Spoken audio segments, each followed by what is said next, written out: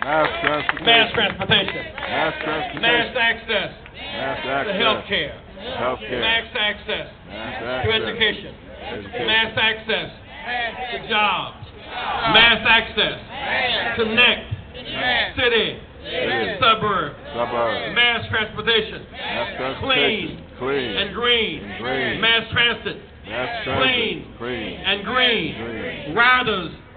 Now. Let me hear you scream. Let me express my thanks to this body of workers from around the nation who come to raise the issue of mass transportation.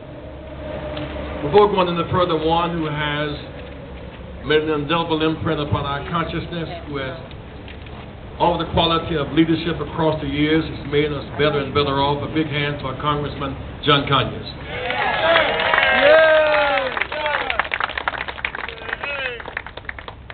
Rainbow Push Coalition has run with these riders, workers, unions across the country. We've been to New York and Boston, Washington, Atlanta, Birmingham, Chicago, today Detroit, tomorrow Cleveland, going around the nation to wake up the nation and to tell the people.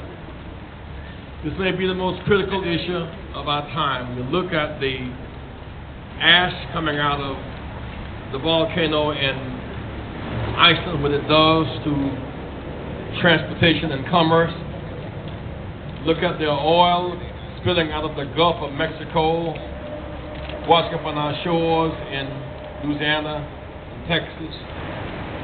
And that's the time to look anew at energy policy, to look at transportation policy, look at energy efficient mass transportation. As we travel, there are those around the nation, strong lobbyists who want more highways and more bridges and more cement. They want more cars using more foreign oil and gas, more carcinogens in the air, more lung congestion, more traffic congestion. We speak of the green job revolution. To many people, green jobs mean something exotic. It means more high-tech preparation for more solar energy, which has its place, and more windmills and make more turbines in China. Well, solar and mass turbines and windmills have their place. The beginning of green jobs is the local bus driver. The local train operator is the key to green jobs. Those who ride back and forth to work every day, those who ride back and forth to schools and the hospitals every day, they need green jobs now. We must connect urban, suburban, mass transportation now. To connect Detroit and Lansing, Detroit and Ann Arbor, to connect urban, suburban America now. To remove the false distinction between urban and suburban. One group going to work in the suburbs, meaning another group coming to work in the cities. The fact is, I can fly from Detroit to Chicago in 40 minutes.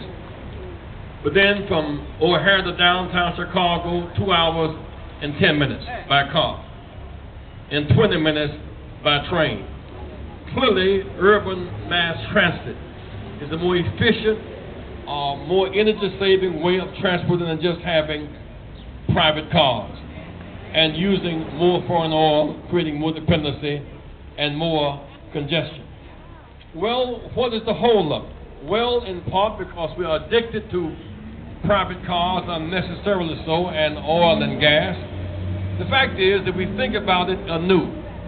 If we choose mass transit over massive congestion, Americans can make the steel in Pittsburgh and Gary. We can make the steel. We can make the rail.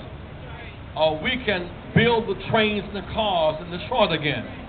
In World War II, Detroit ceased to make so many cars, began to make tanks. The same Detroit that can make tanks and also can make trains and can make buses and put America back to work. This issue, I must say, my friends, is not unique, not peculiar to Detroit. Every city I go, there's a fight between the local transit union and the local mayor. But my friends, these cities, all cities on the siege.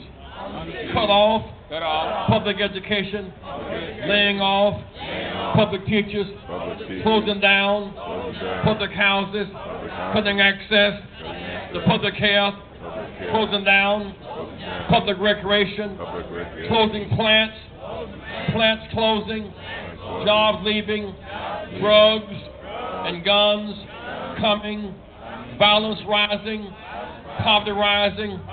This is a state of emergency. It's time to declare emergency and get urgency. Rebuild America now. And urban policy now. Revive the war on poverty now. Put America back to work now. Educate our children now. Mass transit now. As I said, because what happened in 1998, a bill not commonly appreciated. That is to say that Congress got a bill through, we call it 200,000 plus one. Every city, 200,000 plus one people have zero urban transportation resources for operators. Only 10% for trains and buses. What's the matter if you got a new train, a new bus, and nobody to operate them? They've cut off urban transportation. In Chicago, we got $250 million for urban transportation 10 years in 1994. Today we get zero. Cut off urban transportation, whether you're in Cleveland or Detroit or Buffalo or Cincinnati or Cleveland or Atlanta. Atlanta will lose about 30% of its transportation within the next 30 days. Clayton County, next to Atlanta, they cut off all public transportation. The people on dialysis trying to hitch a ride to the hospital. Kids can't get to school. Workers can't get to work. We speak of a recovery. Wall Street is recovering because we're bailed out. It's if we can bail out Wall Street, recovering. Bail out public transportation. Bail out public education. Bail out public housing. Bail out public recreation. Stop the violence. Save the children. Stop the violence. Save the children. We have a plan to bail out Afghanistan. A plan to bail out Iraq. We say, well, there's a crisis in Baghdad, so what Baghdad needs, what Kabul needs, they need a budget, they need priority, they need security, stability, and they can say if Kabul and Baghdad can be a priority and get budget, priorities, security, and stability, and economic development, Detroit and Cleveland and Cincinnati and Lansing should have the same plan that we have in Baghdad and Afghanistan.